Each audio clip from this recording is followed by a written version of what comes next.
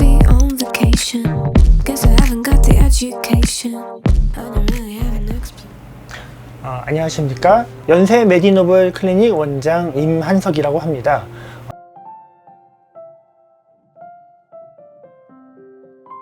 제 나이는 현재 우리나라 나이로 52세가 되었습니다. 제가 이제 여러 가지 시술 영상만 올리고 막상 환자분들이 좀 혼동스러워 하시는 분들도 있고 좀 궁금하신 점들이 있어서 저에 대해서 소개 영상을 올리려고 합니다. 의료 시술과는 큰 관련은 없지만은 그래도 이 의사를 내가 믿을만 할까, 그 다음에 또 병원 선택에 있어서 좋은 참고 정보가 되시라고, 그래서 저에 대한 정보를 드리려고 합니다.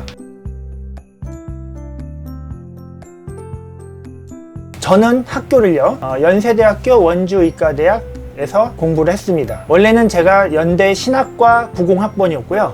거기서 2학년까지 신학을 공부하다가 그때 제가 휴학계를 내고 다시 학력고사를 봐서 원주에 내려가서 학교를 들어갔습니다. 그래서 거기에 입학이 되면서 신학과는 퇴학 처리가 됐죠. 어쨌든 제 인생에서 가장 큰 전환점이었는데요. 제가 만약에 신학과를 계속 있었다면은 아마 거기서 그쪽으로 계속 공부를 해서 뭐 어떻게 됐을지 모르겠어요. 제가 뭐 복수 전공을 해서 뭐 기자가 됐을 수도 있고, 아니면 무슨 고시를 봐서 뭐 전혀 다른 인생을 살 수 있었겠죠. 근데 저는 제가 가지 않았던 길, 의학에 계속 미련이 있었기 때문에 저는 다시 시험을 보기 위해서 과감하게 내던지고 시험을 봐서 원주에 입학을 하게 됐습니다. 92년도에 입학을 해서 98년도에 졸업을 하고, 그 다음에 여차저차 해서 상계백병원에 제가 인턴, 레지던트를 하게 됐습니다. 제가 그때 저희 집이 노원구였거든요. 그 다음에 저희 아버지는 제가 92년도에 쓰러지셔가지고 2016년도까지 중풍 환자셔가지고 굉장히 오랫동안 침상에 누워 계셨습니다. 이렇게 대소변 다 받아내고 22년을 그렇게 가족들이 다 이렇게 고생을 했는데요. 그러면서 집 가까운 곳에서 아무래도 인턴 레지던트를 할 수밖에 없다고 판단이 들었기 때문에 가정 형편도 정말 어려웠고요. 그래서 일부러 집 근처에 있는 곳에서 인턴 원서를 냈습니다.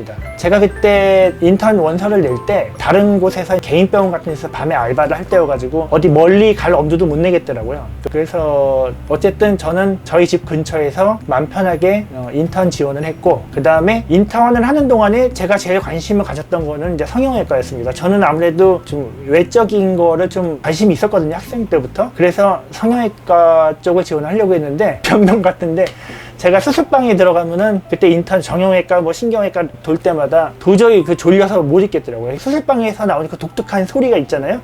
그 다음에 그 마취가스가 새는 건 아니겠지만은 어쨌든 저는 도저히 이게 못 맞겠더라고요. 이렇게 막 마스크 끼고 머리에 이거 끼고서 긁지도 못하고. 근데 저 마취과 선생님 보니까는 이렇게 막 긁고, 그게 너무 부럽더라고요. 그래서 저는 이게 적성이 내가 이 성형외과를 할 것인가, 아니면은 계속 여러 가지 생각이 들었거든요. 근데 재활의학과 계시는 레지던트 선생님들이 이제 계속 저를 꼬셨어요. 근데 저도 아버지께서 이렇게 좀 많이 아프시고 재활이 필요한 상태였기 때문에 그래서 큰 마음을 먹고 재활의학과를 결심을 했습니다. 재활의학과를 제가 이제 전공을 하는 동안에 저희 아버지를 입원시켜서 재활 치료도 해보려고 했는데 좀 너무 심한 상태여가지고 재활이 힘들었어요. 어쨌든 거기서 재활의학과에서 수련을 마치고 그 다음에 집이 좀 어렵기 때문에 빨리 개업을 해서 빨리 안정을 시켜야겠다 이런 생각이 들어서 어떻게 하다 보니까는 저 인천에 가서 개업을 하게 됐습니다. 그래서 통증 클리닉을 오픈을 했고 2004년도에 인천 교도소 앞에서,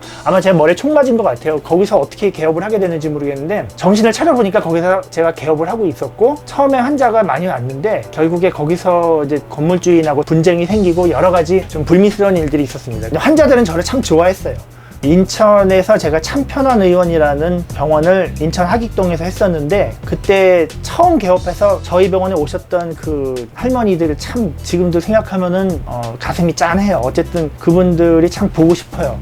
근데 건물주인하고 좀 문제가 생겨가지고 그래서 어쩔 수 없이 어떻게 다른 곳을 옮길 장소를 찾다가 부평에 있는 건물을 발견하게 됐습니다. 그래서 부평으로 옮겨서 거기서 한 3년 정도 일을 했습니다. 계속 저는 환자들한테 뭐 전침도 놓고 그 IMS라고 해서 그 전기 자극기 있거든요. 그 다음에 뭐 주사도 놓고 계속 했는데, 이거를 하다 보니까는 점을 뽑냐고 이렇게 물어보는 사람이 생겼거든요. 그래서 레이저로 한번 점을 뽑아볼까 해서 2005년도부터 이제 그거를 시작을 하기 시작했습니다.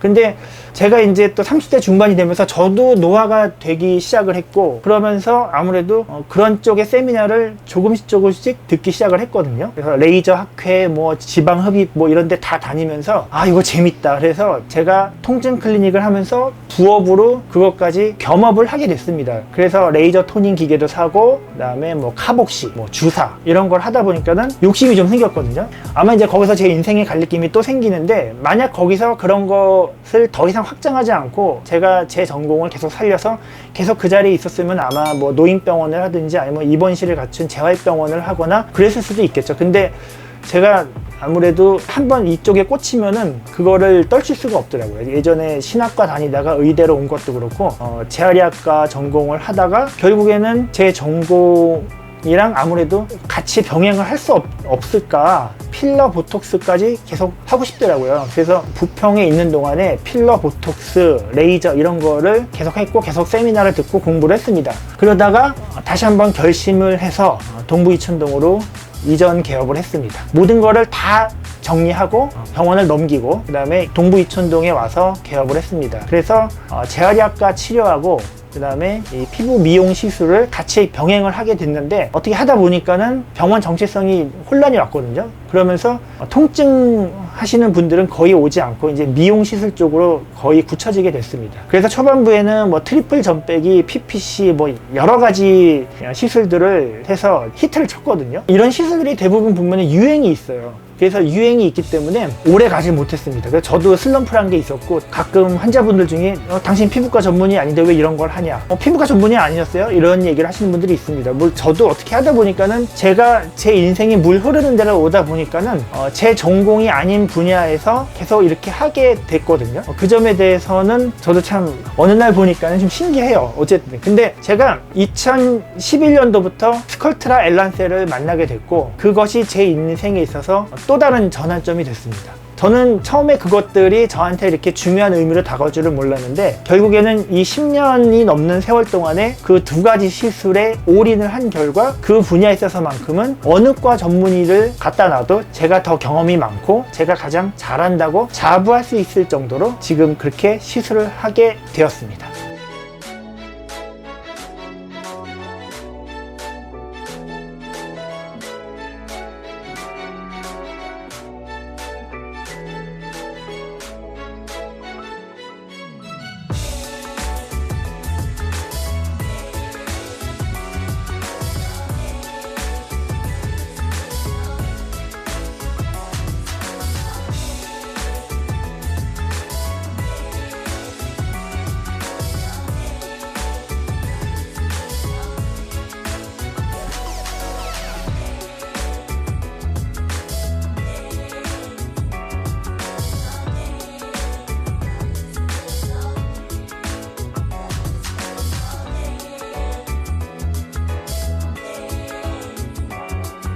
제가 지금 제 전공이 재활의학과 전문이고, 그 다음에 피부과 전문의, 성형외과 전문의가 아니지만은 그동안에 많은 노하우가 있고, 그 다음에 가정의학과 선생님들도 이렇게 특정 분야에서 두각을 내시는 분들이 많잖아요. 그래서 저도 제 전공이 재활의학과지만은 제가 충분히 의료적으로 책임감 있게 시술을 지속을 한다면은 떳떳하고 더 자랑할 만하다고 생각을 합니다. 그 다음에 시술비에 있어서도 어떤 분들은 이제 저기는 피부과 전문의가 아닌데 더 비싸게 받는다 이렇게 하시는 분들이 있습니다. 예.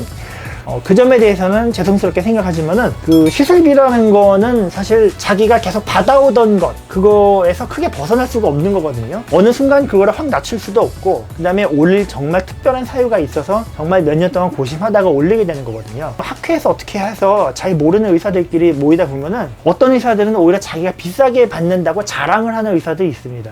그게 의사들도 사실은 인간들이기 때문에 의사들끼리 모이면은 이렇게 좀 그런 사람들이 있어요. 근데 이제 그렇게 말하는 의사도 물론 홈페이지 들어가 보면은 덤핑하고 뭐 이벤트하고 막 다 그렇게 하거든요. 비싸게 받는 의사들이 있고, 그 다음에 저가로 해서 유인을 해야만 하는 의사들도 있습니다. 근데 시술비라는 것은 결국에는 자기가 그렇게 받을 만한 가치가 있기 때문에 그렇게 받는 거라고 생각이 들고요. 의사의 자존심이라는 표현은 좀 너무 진부한 것 같고, 이 시술 자체가 그만큼의 값어치가 있고 그만큼 자신이 있기 때문에 때문에 그 시술비가 그렇게 형성이 되는 거라고 봅니다. 수요 공급의 법칙에 따라서 너무 시술비가 비싸게 되면은 당연히 하는 사람이 없겠죠. 근데 그럼에도 불구하고 하시는 분들이 있습니다. 저는 엘란스의 스컬트라 시술에 있어서 명품이 되고자 노력을 하고 있습니다. 오늘 제 두서없는 얘기를 끝까지 들어주셔서 감사드리고요. 모든 사람을 100% 만족시킬 수는 없지만은 그래도 진실되게 상담을 해드리려고 노력을 하고 있습니다. 진실되게 상담을 한다는 거는 그 사람의 입장이 돼서 그 사람한테 필요한 시술만을 권하고 가급적이면은 필요 없는 시술은 하지 않게끔 말리는 입장, 그 다음에 문제가 생겼을 때 열린 마음으로 들어주고 해결을 하려는 입장, 이런 것들이 중요하겠죠. 그러면 오늘 제 소개는 여기까지 하고요. 댓글에 너무 아픈 말들은 안 적으셨으면 합니다. 감사합니다.